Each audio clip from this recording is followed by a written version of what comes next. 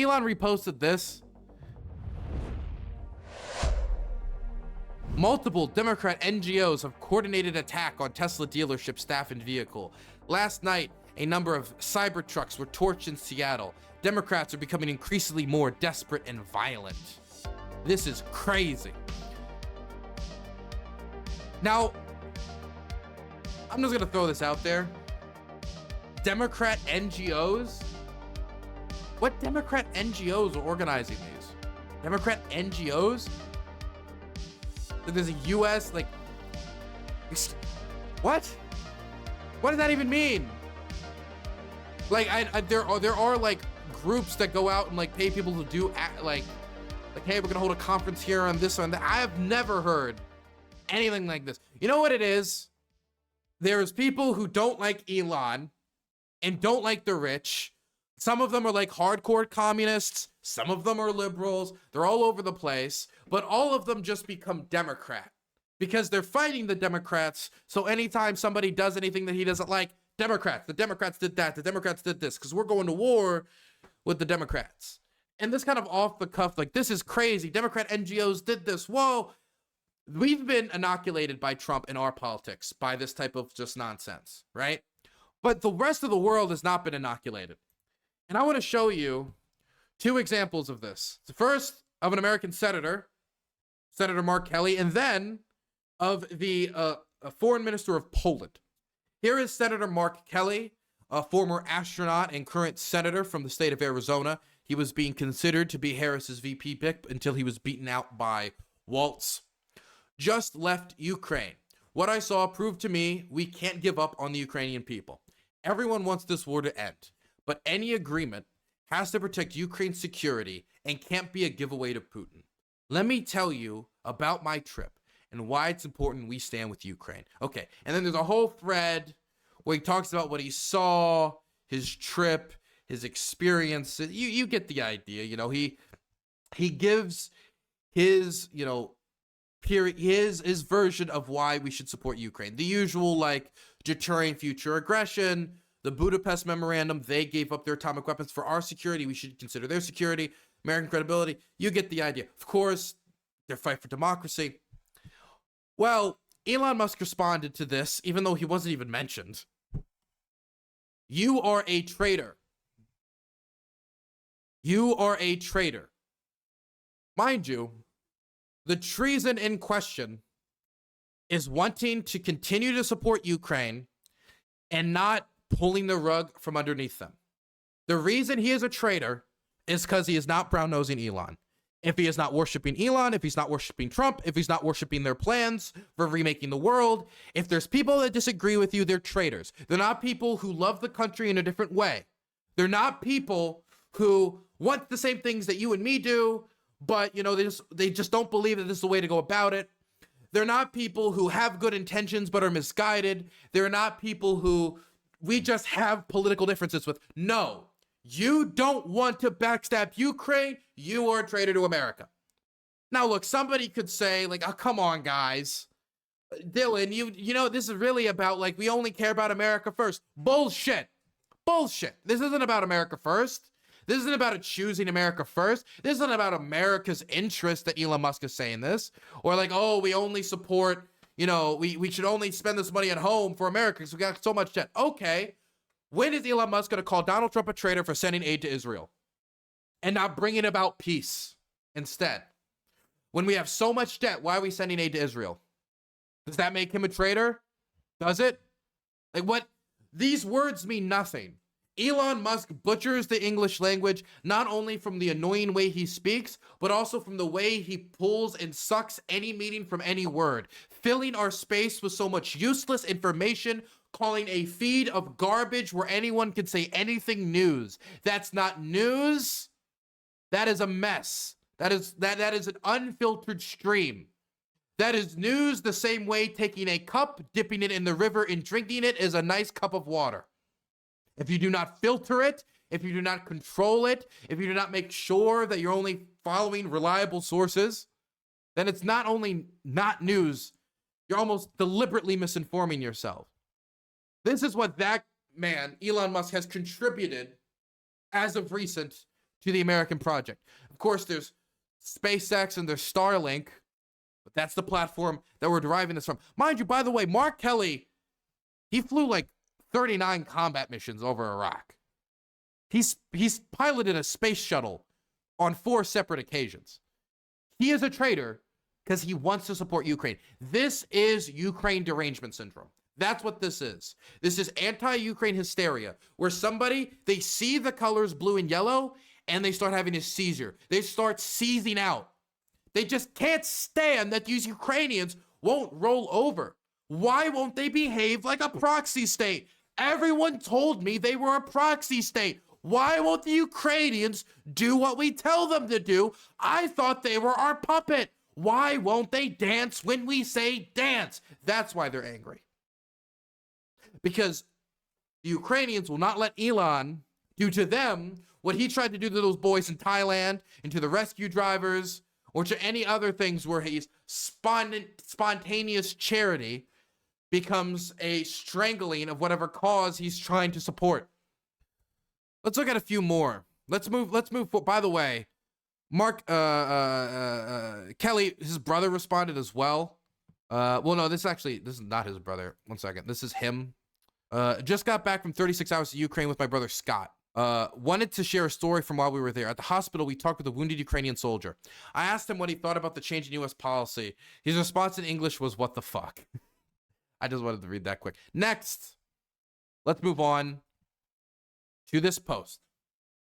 I wanted to show you this post because people in this thread are going after Elon, where like Mike Lee says no more penny to Ukraine. Elon's been saying let's leave NATO, no more money to Ukraine, etc., etc., etc. And then Elon is now even suggesting new ways to add pressure to Ukraine. Place top 10 sanctions on Ukrainian oligarchs, especially the ones with mansions in Monaco, and this will stop immediately. This is the key to the puzzle.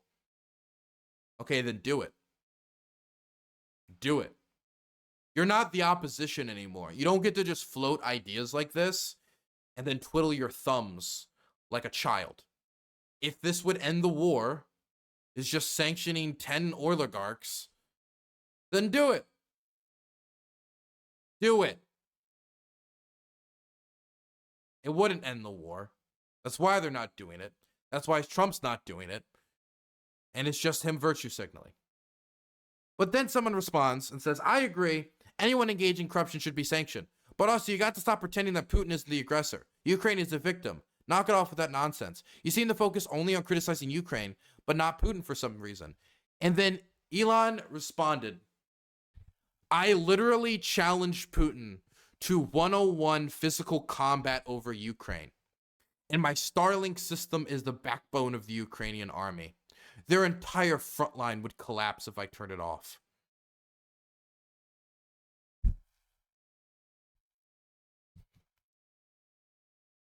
This is not a Tom Clancy novel. This is not a cartoon where you come in and at the end it's like a Zelda game and you find the dictator Ganondorf and you fight him and you win. This is a real war where real people are dying. And as you virtue signal on top of the highest high horse that you can suck off, you're going to put out these unserious proposals and these jokes like they're serious critiques. Oh, I critique Putin. Remember when I said that we should get naked and must wrestle? Anyway, Ukraine should give up all this land and they can't win. It's inevitable. It's inevitable. Cut off all the aid. Stop escalating. World War III. World War III. No. Okay? A fun little meme that you did for attention is not pressure. It's nothing. He challenged Putin to one-on-one physical combat. Our government is run by morons. Now, that doesn't mean they're not morons in how to screw you over. When it comes to diplomacy, they are. Now, the Polish foreign minister saw him say, you know, I could cut off the entire front line would collapse if we cut off, you know, Starlink support. And so the Polish foreign minister, Sikorski, responded, Starlinks for Ukraine are paid for by the Polish Digitization Ministry at the cost of about $50 million per year. the ethics of threatening the victim on the aggressor's part, the ethics of threatening the victim of the aggressor apart. If SpaceX proves to be an unreliable partner, we will be forced to look for other suppliers. This got 10.6 million views, 86,000 likes. Elon then saw it and responded, "Be quiet, small man. You pay a tiny fraction of the cost, and there is no substitute for Starlink." He is a child. We have a toddler reorganizing our government right now, who is only check and balance is another bigger toddler from New York. Be quiet, small man. Now, putting aside how this is diplomatically, I would say, not of the most pros you can expect from the tippy top of the diplomatic sphere, but be quiet, small man. We're talking about Sikorski here. Now, some of you might not know who Sikorski is. I am interested in war journalism, so I also know, outside of being the Polish foreign minister, that Sikorski, which, I mean, you know, he also went to, you know, the battlefield in Ukraine, pretty close to the front line. And let me tell you, close enough that he was within range of Russian systems, which I consider the front line. But this is not like a recent thing. This is an old thing this guy used to do. Here is Sikorski during the Soviet invasion of Afghanistan, in Afghanistan. By the way, you want to know that something that was interesting about Sikorski, and you can see this in a lot of pictures of him doing reporting on the Soviet-Afghan war, where, I mean, when you look at the type of carpet bombing that engaged in, I mean, was the leveling of the earth and the digging up of the earth again and again and again, flipping it a million times over. Reports indicate that while he was working there, and there's pictures to prove it, that he would regularly carry around a gun over his shoulder, like a rifle, while doing his reporting, which other journalists rose a little bit of an eyebrow to. Now, what exactly he did, whether it was for protection or what, who knows? Let me just throw this out there. This guy could get a better golf caddy to carry his boots into battle than Elon, just about anywhere on the planet. Elon is a small man compared to Sikorski. This is a man who's dedicated himself and his life to gaining knowledge in the field of foreign affairs and in geopolitics, and he's gone from the battlefield into government with a deeper understanding of war than many people who work in foreign affairs. I would say I want more people working in foreign affairs to take this passageway. I want this passageway. Not somebody who just casually comes over to a topic and then declares, "Giving Crimea to Ukraine was Khrushchev's mistake." Why? I don't know. I found it on some message board, I guess. Totally didn't hear it directly from the Kremlin. And on the other end of the spectrum, what do we have on? Oh, this is Sikorski's reporting. What's Elon's news platform? Oh, here it is. JD Vance News. Raise your hand if you stand with Russia. Tucker Carlson News. Raise your hand if you stand with Russia. Twitter is what Elon says is his favorite news platform. And when you can scroll on Twitter, there's any number of horrible actors taking advantage of how the algorithm works with keywords in order to get these types of messages in front of you to try to galvanize support for Russia. This is his news platform because he gets his news from X, which is why half of his news isn't news. It's just whatever somebody from wherever, many of whom he doesn't even know who they are, was able to contrive of in their bedroom. For example, Nancy Pelosi's husband being a gay lover, and that's why he was beaten with a hammer. So again, I just want to throw out there that when it comes to Elon v. Poland, my current score is Poland 1, Elon 0. Okay, we'll see what happens next time. Marco Rubio also followed this up by saying, just making things up in response to Sikorski, no one has made any threats about cutting off Starlink from Ukraine. And say thank you. Because without Starlink, Ukraine would have lost this war long ago, and Russians would be on the border with Poland right now.